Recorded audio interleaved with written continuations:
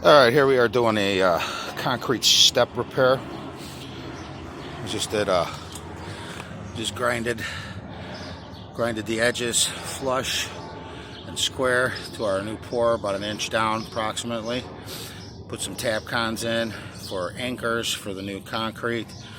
We're gonna create a form for the corners. Put some bonding agent on the concrete, clean it up real good, and put some bonding agent on there, and then we'll pour the concrete in there, smooth it, give it a little vibrator, make sure our forms are have some form release on there so we don't pull the concrete off when we remove the forms. And should give them a nice little repair job here for a few $100s.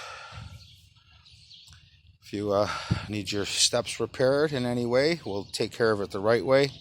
We won't just come out and throw a bag of concrete on whatever's there and try and make it look good for you. We'll make it so it's going to last at least a few years until water migrates back into the joint which we have there, which eventually it will, from expansion and contraction over time.